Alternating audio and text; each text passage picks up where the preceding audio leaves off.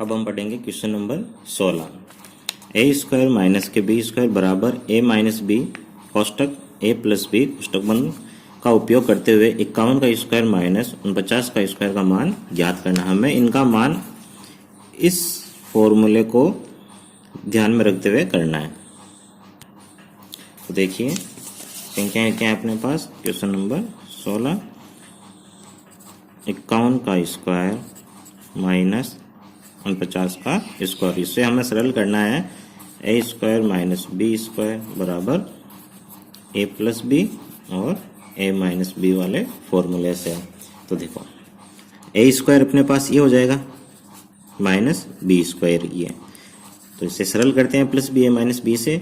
तो सबसे पहले क्या करेंगे, जो ए है अपने पास वो 51 है, तो 51 प्लस के 49, फिर ए माइनस बी तो 51 माइनस 49। देखो 51 और 49 हो जाएंगे अपने 100 और 51 में से 49 के पीछे बचे 2। 100 को 2 से गुणा करने पे क्या प्राप्त होंगे 200। बस ये इसका आंसर है। आगे क्वेश्चन नंबर 17 क्या लिखा है, हल कीजिए 7y प्लस 4 बटे हुए y प्लस 2 बराबर माइनस 4 बटे हुए 3। हमें इसको सरल करके इसमें हमें y का मान ज्ञात करना है। तो देखिए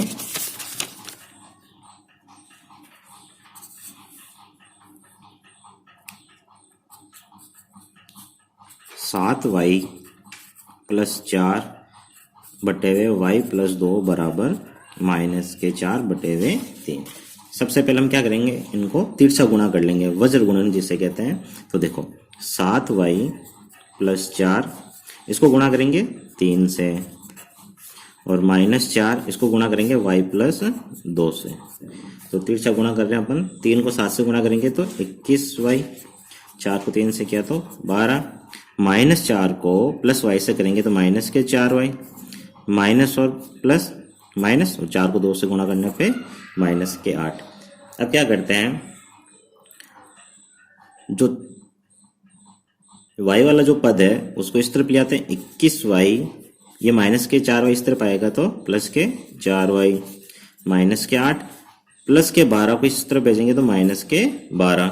21 और 21y और प्लस 4y बराबर 25y, माइनस के 8 और माइनस के 12 ये हो जाएंगे माइनस के 20। y बराबर हो जाएगा माइनस के 20। अब देखो y का गुणांक 25 है और गुणा वाली संख्या जो बराबर में भेजते तो वो जाती है भाग में। 5 का भाग 20 में 4 बार, 5 का भाग 25 में 5 बार। तो इसका आंसर आएगा माइनस के 4 बटे हुए 5। ये इसका आंसर है।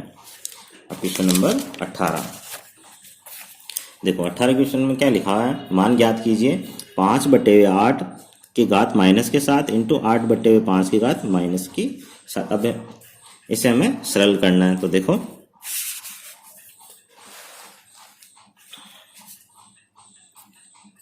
18वां क्वेश्चन है 5 बटे हुए 8 इसकी घात है माइनस के 7 इंटू 8 बटे हुए 5 इंटू 8 बटे 5 की घात माइनस के 7। देखो इनकी घात है वो माइनस में, तो हम क्या करेंगे, इनकी घात को प्लस में बदलने के लिए इन संख्याओं को पलट देंगे। तो 5 बटा 8 को पलटेंगे 8 बटे 5, तब इनकी घात जो माइनस थी वो प्लस में हो जाएगी। वैसे ही 8 बटे 5 है, इसको पलटेंगे तो हो जाएंगे 5 बटे 8 और माइनस के 7 की जगह हो जाएगा प्लस के 7। अब देखो 8 बटे 5 को 7 बार लिख लेते हैं।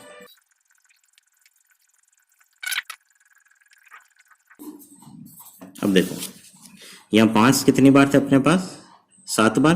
तो इस 5 से ये 5 गया, इस 5 से ये 5, इस 5 से ये 5 कट जाएगा। तो 5 से 5 कट रहे हैं, काट देते हैं। ठीक है। अब देखो 8 से 8, इस 8 से ये 8, 8 से 8, तो सारे कट गए। पीछे सब में क्या बचा 1, तो 1 को 1 से गुणा करने पे 1 बटे 1 बराबर 1। तो इसका आंसर क्या आएगा 1। देखो एक तो तरीका ये था, इसके अलावा अपने पास एक तरीका और है। देखो दूसरे तरीके से हम करते हैं इसको। या देखो 5/8, इसकी घात -7, इसको है जैसे जैसे रहने देते हैं। दूसरी संख्या है वो है 8/5, इसको पलट देते हैं। तो 8/5 को जो पलटेंगे तो ये हो जाएगा 5/8, और इसके बाद जो -7 है वो हो जाएगी +7। अब देखो यहाँ जो ये आधार है, जो यहाँ जो संख्या है वो दोनों समान है, और हमें पता है कि जब दो संख्याएं समान हो तो उनकी घातें क्या होगी, गुणा में जुड़ जाती है। तो देखो 5/8, तो ये आधार समान है दोनों का, और इनकी घातें जुड़ जाएगी। तो इसकी घात है -7 और इसकी है +7। तो आधार समान होने पे घातें जोड़ दी हमने। अब देखो 7 में से 7 गए, पीछे क्या बचेगा, 0। तो 5/8 की घात 0। तो किसी भी संख्या की घात यदि 0 है तो उसका आंसर क्या आता है, हमेशा ही 1। तो ये भी एक तरीका है। इस तरीके से भी अपन कर सकते हैं, और इस तरीके से हम इसको हल कर सकते हैं। ये इसका आंसर होगा। अगला क्वेश्चन नंबर 19। सर्व समीका x + a x + b बराबर x² प्लस कोष्टक में a + b into x + ab का प्रयोग करते हुए निम्नलिखित का गुणनफल ज्ञात कीजिए। हमें इसको सरल करना है इस फॉर्मूले का उपयोग करते हुए। तो देखो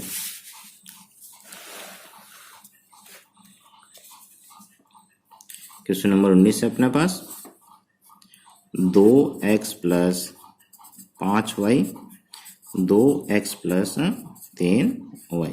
अब हमें इसको क्या करना है, जो ये फॉर्मूला दे रखा है इस फॉर्मूले से हमें इसको हल करना है। तो पहले का स्क्वायर, मतलब जो पहला पद दे रखा है ना उसका होगा स्क्वायर। तो स्क्वायर कर लेते हैं। तो पहला पद अपने पास इसमें क्या है, 2x, तो 2x का स्क्वायर, फिर होगा a + b। तो यहाँ a और ये b है, इनको जोड़ना है। तो 5y + 3y, और साथ में क्या आएगा, यहाँ x आएगा। x का मतलब जो पहला जो अपने पास पद है वो, तो पहला पद अपने पास हुआ है 2x। उसके बाद ab, तो 5y × 3y। अब इसको हल कर लेते हैं। देखो 2 का स्क्वायर 4, और x का स्क्वायर करेंगे तो x²। अब देखो 2x को जब 5 से गुणा करेंगे तो ये हो जाएगा 10xy।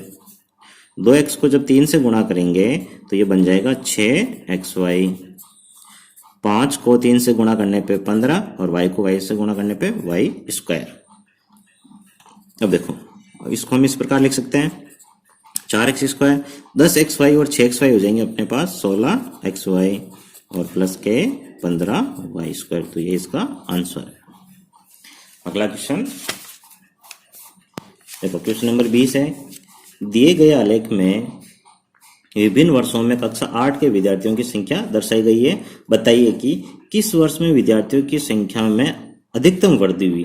पहला क्वेश्चन है कि किस वर्ष में विद्यार्थियों की संख्या में अधिकतम वृद्धि हुई। तो देखो इस तरफ विद्यार्थियों की संख्या दे रखी है और इस तरफ हमें वर्ष दे रखा है। तो हम देखते हैं, सीधे पता चल रहा है कि वर्ष 2006-07 में सबसे अधिकतम वृद्धि हुई है, क्योंकि 2006-07 में 300 विद्यार्थी इसमें आए हैं।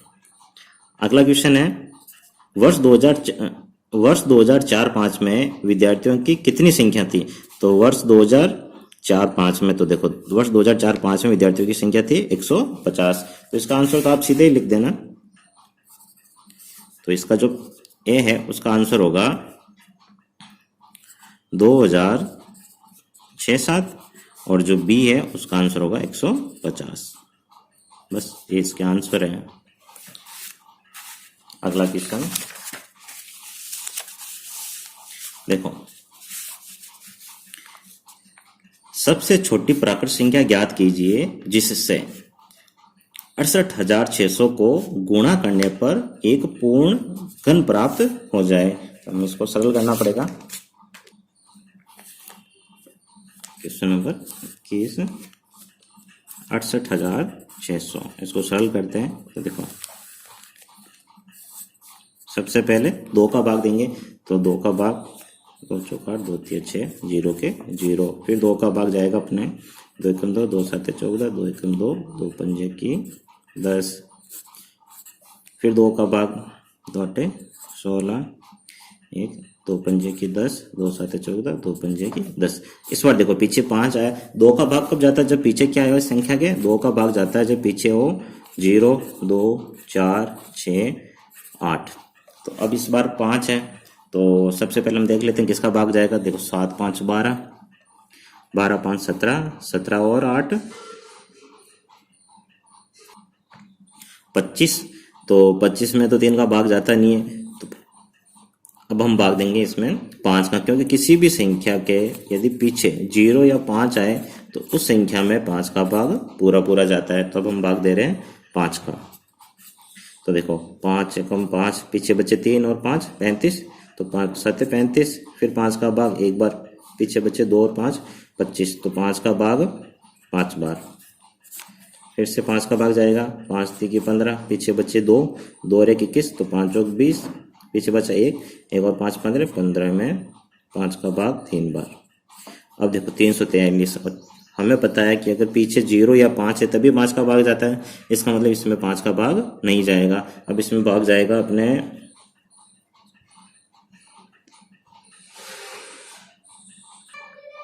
343 में भाग जाएगा 7 का। देखो 7 का भाग देंगे हम, 8 चौक 28, पीछे बच गए 6 और 3 63, तो 7 9 63, फिर 7 का भाग 7 बार, फिर 7 का भाग 7 में एक बार। तो देखो यहाँ 3 का जोड़ा बन चुका, 2 का जोड़ा बन चुका है, 7 का बन चुका है, पीछे कौन सी संख्या कम रह रही वो है 5। तो इसका मतलब है कि 68,600 को यदि हम 5 से गुणा करेंगे तो ये पूर्णगण संख्या बन जाएगी। तो हम गुणा कर लेते हैं। तो देखो 0 0 5 30, 0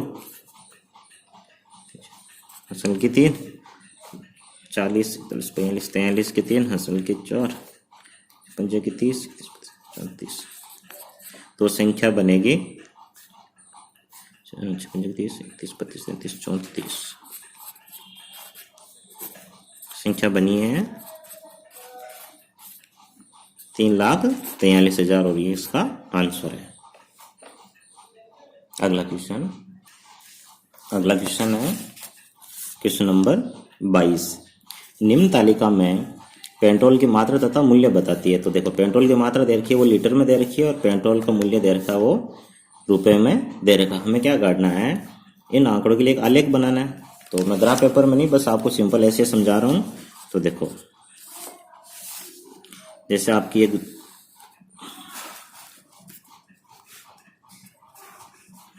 ग्राफ कॉपी में क्या करना है, ग्राफ पेपर पे, तो इस तरफ आप ये जो लीटर दे रखा है वो लीटर लिख लो नीचे। तो यहाँ से शुरू कर लें हम। तो यहाँ 0 और शुरू कर देते हैं हम 5 10 15 20 और ये 25 30। हालांकि 25 तक है, आगे तक लिख देते हैं थोड़ा सा। तो ये अक्ष है अपने पास x और ये इधर y। तो y वाले अक्ष में हम लिखेंगे पेट्रोल का मूल्य। तो पेट्रोल का मूल्य हमें देखो 500 से लेके 1250 तक दे रखा है। तो हम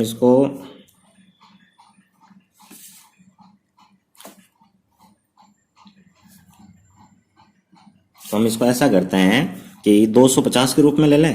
तो ये मान ले लिया 250, फिर अगला हो जाएगा 500, फिर ये हो जाएगा 750, ये हो जाएगा 1000, ये हो जाएगा 1250। ठीक है। तो सबसे जो पहला अपने पास है, तो 10 लीटर अगर पेट्रोल है तो उसका मूल्य है 500। तो ये देखो ये 10 और ये 500, तो पहला बिंदु ये। फिर देखो फिर इसमें है कि 15 लीटर पेट्रोल का मूल्य वो 750, तो ये 15 लीटर और इसका मूल्य ये 750। फिर है 20 लीटर पेट्रोल का मूल्य वो ये 1000। फिर है 25 लीटर पेट्रोल का मूल्य वो 1250। बस इस तरीके से आपको बनाना है और लास्ट में आपको क्या करना है, स्केल की सहायता से लाइन खींच देनी है। तो ये इस तरीके से अपने ये ग्राफ बन जाएगा। ठीक है। उसका जो अथवा में जो क्वेश्चन दे रखा है, दी गई तालिका के अनुसार समय और दूरी के मध्य एक रेखिक आलेख बनाइए। इसमें समय दे रखा है, ये दूरी दे रखी है, सेम इसी की तरह ही है, तो आप इसको स्वयं कर लेना। अब देखो क्वेश्चन नंबर 23। Question number 23। एक गांव में 45% महिलाएं, 45% पुरुष एवं शेष बच्चे हैं। बच्चों की संख्या अगर 750 हो तो कुल जनसंख्या ज्ञात कीजिए। हमें क्या करना है, इसमें कुल जनसंख्या ज्ञात करनी है। तो देखो बिल्कुल इजी क्वेश्चन है। देखो महिलाएं कितनी है 45% और पुरुष कितने हैं 45, मतलब 100% में से 90% तो पुरुष और महिलाएं हैं, तो पीछे जो बच्चे हैं वो है 10%। 10% वो कितने हैं 750। बच्चों की संख्या दे रखी है ना हमें कि बच्चों की संख्या कितनी है 750, तो ये 10% है वो 750। तो हम क्या करेंगे, बस इसको सीधा ही करना, कोई इसमें इतना नहीं है। देखो माना कुल जनसंख्या है वो है x, तब x का 10% कितना दे रखा हमें 750। बच्चों की संख्या दे रखी है 750, तो ये x का 10% कितना हो गया 750। अब हम इसे सरल कर लेते हैं। तो देखो x का की जगह हम लगा देंगे इंटू, और प्रतिशत को हटा के बटे में लग जाएगा 100 और बराबर में 750। अब देखो ये 0 से 0 कट गया। हमें क्या करना है, x का मान ज्ञात करना, मतलब कुल जनसंख्या ज्ञात करनी। तो ये x बराबर 750, और देखो जो बटे में 10 है जब बराबर में भेजेंगे ये जाएगा गुणा में। तो 750 को 10 से गुणा करने पे क्या आएगा, x बराबर 7500, और ये कुल जनसंख्या हो गई 7500। ये इसका आंसर है। अगला क्वेश्चन देखो, जो क्वेश्चन नंबर 23 है उसके अथवा में दे रखा है एक मोबाइल का लागत मूल्य है वो है 15,000। यदि दुकानदार इसे 10% लाभ पर बेचता है तब इसका विक्रय मूल्य ज्ञात कीजिए। देखो ये भी इजी क्वेश्चन है।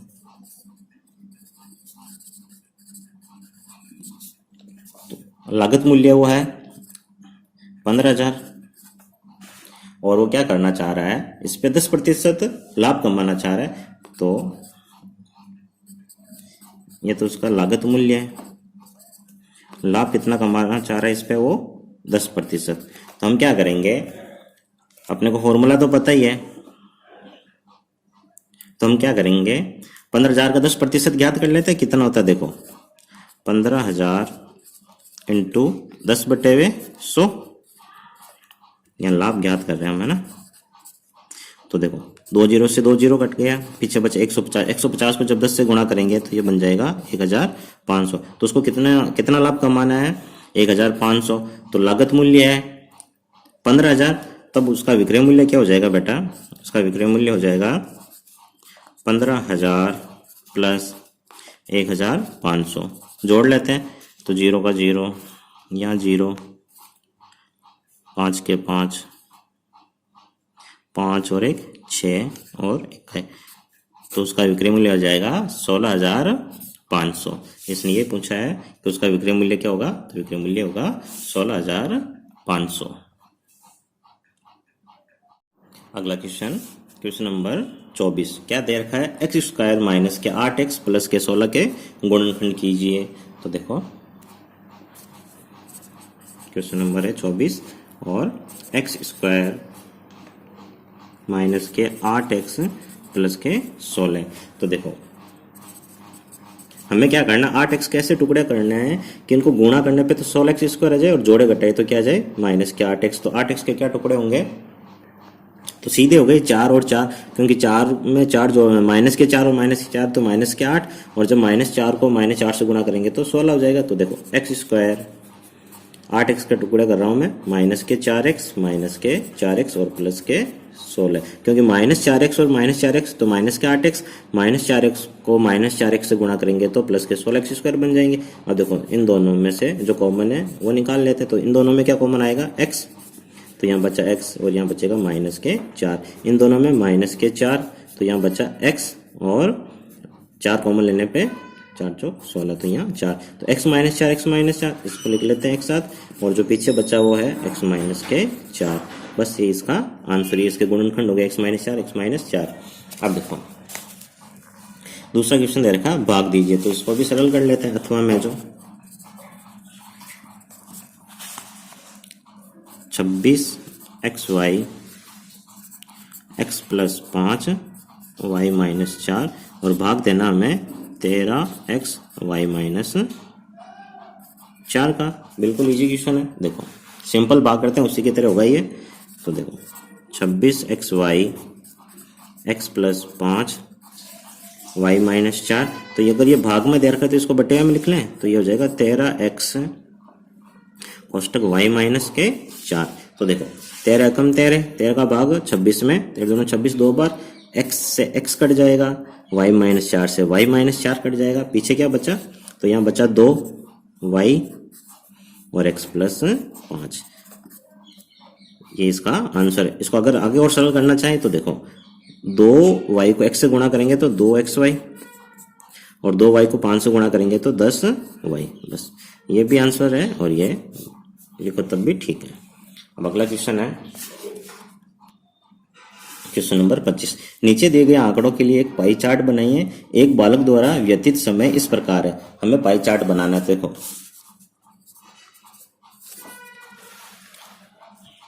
तो ये पाई चार्ट बना रहे हैं हम।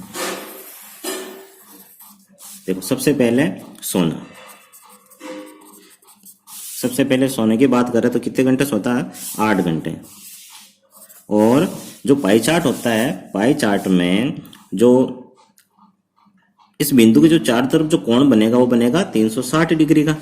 ठीक है, तो हमें क्या करना है, इसको 360 डिग्री में करना है सरल। और उसके अलावा एक दिन में कितने घंटे होते हैं, कुल होते हैं 24 घंटे। तो देखो इसको सरल करने का क्या तरीका रहेगा, देखो सोने का समय 8, कुल घंटे 24 और पाई चार्ट के लिए इसको गुणा करना पड़ेगा 360 डिग्री से। अब देखो 8 का भाग 8 में एक बार, 8 का भाग 24 में 3 बार। अब देखो 3 का भाग 3 में एक बार, 3 का भाग 6 में 2 बार और 0 के 0, तो 20 डिग्री आया है। इसी प्रकार हम सभी को सरल कर लेंगे। तो देखो विद्यालय जाता है वो 6 घंटे, तो 6 बट्टे हुए 24 इंटू 360, 6 का भाग 24 में 4 बार, 4 को गुणा 4 का भाग देंगे 36 में, 4 9 36, तो इसका आंसर आया 90। फिर है उसके गृह कार्य के लिए समय है, गृह कार्य के लिए 4 घंटे।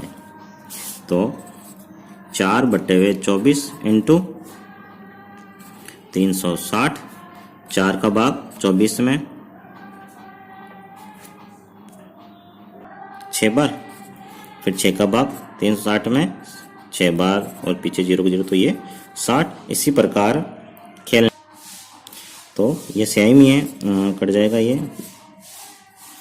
तो ये 60 डिग्री। और अन्य उसके जो कार्य है उसके लिए समय है 2 घंटे। तो 2 बट्टे हुए 24 इंटू 360, 12 बार और 12 का भाग 36 में 30 बार। तो ये देखो 120, 90, 60, 60 और 30। अब आपको क्या करना है, इस पाई चार्ट में आप अपने जो प्रकार और चंदे की सहायता से बना सकते हैं। बस मैं तो आपको ऐसे ही करके दिखा रहा हूं। तो देखो ये 90 डिग्री अपने हैं विद्यालय के लिए, और उसके अलावा 120 डिग्री है वो है सोना, और गृह कार्य के लिए है 60 और खेलने के लिए भी 60, और ये देखो 60 60, और जो 30 डिग्री है वो है अन्य कार्य के लिए। तो इसमें अन्य लिख देना, एक इसमें गृह कार्य और इसमें खेल। बस ये इसका आंसर है।